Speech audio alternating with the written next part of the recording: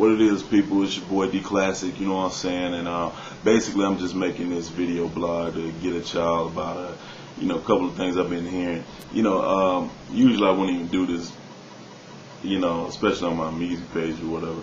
But I've been hearing people talking to us about, not about me, but because they already know better, but the BET Awards. And basically I want to give you my opinion on that, along with a few pros and cons.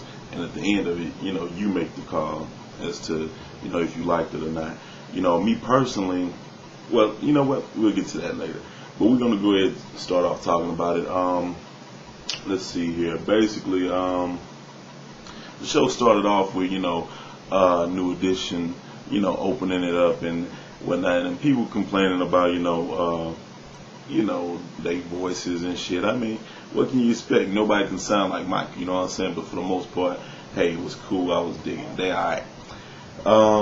After that, shit, they went off. So I consider that a pro. We putting that in a pro column, no matter what the haters think. After that, they went into like Carrie Hilson and shit. Now, Carrie Hilson is dope, but she had a hype performance or whatever, so we are gonna put that in a pro column. But I couldn't get past her fucking neck.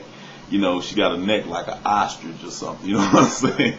She too damn tall. She got this long, stretch Armstrong neck. You know what I'm saying? And I don't know. I just really wasn't into it. But then again, that's from a person that don't really like that much R&B. I don't mess with R&B or nothing along that lines. Anyway, what else? You had Monica and Keisha Cole. Some people think Monica upstaged Keisha Cole, whatever, but I really don't know. Y'all be the judge of that, because I don't really listen to that much R&B. I do know Keisha Cole's looking hood as ever in some damn capris. You'll never see her ass in like a dress or singing like completely smooth. She always got to have on some capris and singing hood like a motherfucker with the mic like this. But yeah, so that was good. We still gonna put that shit in the pro column. See, it's nothing but good stuff. I mean, I'm gonna get to the stuff y'all want to hear about too, the cons in a minute, but just hold up. I'm trying to show y'all that it actually did have some positive moments. Y'all probably just didn't focus on those because y'all was so blinded by the three, yes, only three bad moments.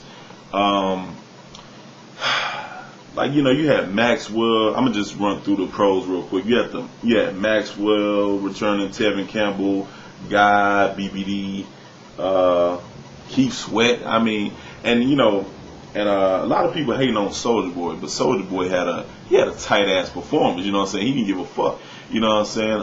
And he getting money. So how y'all gonna hate on a nigga getting money unless you ain't yourself? You dig? What else? The Michael Jackson tributes was dope. I liked them. I mean, Neo did his thing, until when he took off his hat and shit and exposed his true identity as a Ninja Turtle. You know what I'm saying? I mean, that boy, that nigga's a Ninja Turtle for real. And then what else?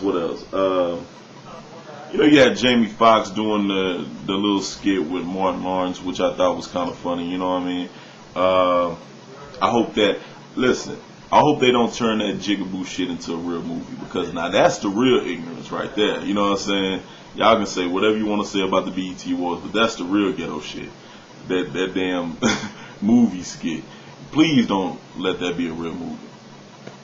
But it was funny as a skit.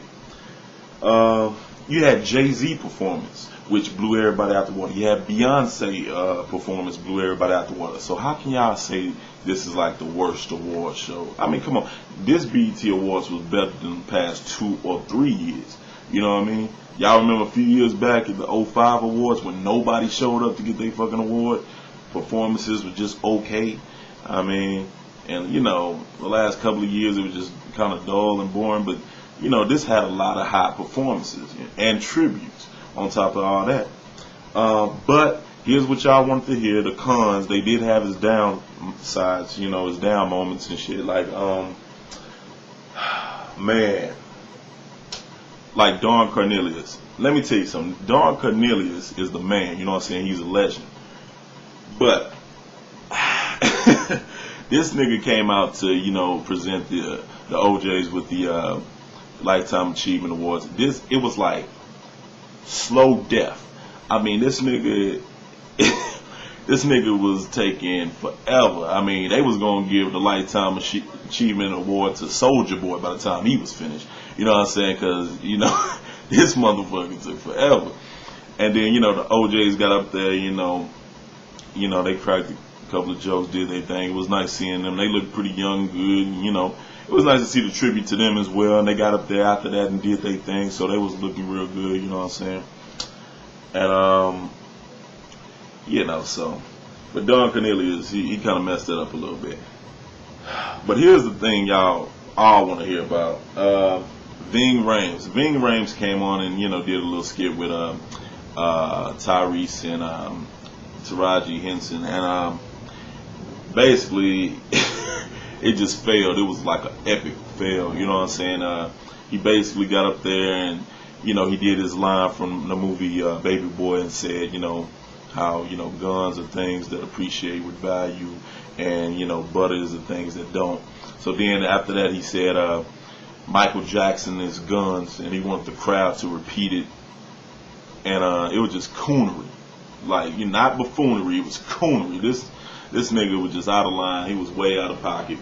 And the crowd reaction was crazy. I mean, did y'all see Lil Wayne and Keisha Cole's face in the audience when this nigga said this ghetto shit? But anyway. And then, that was classic, classically bad.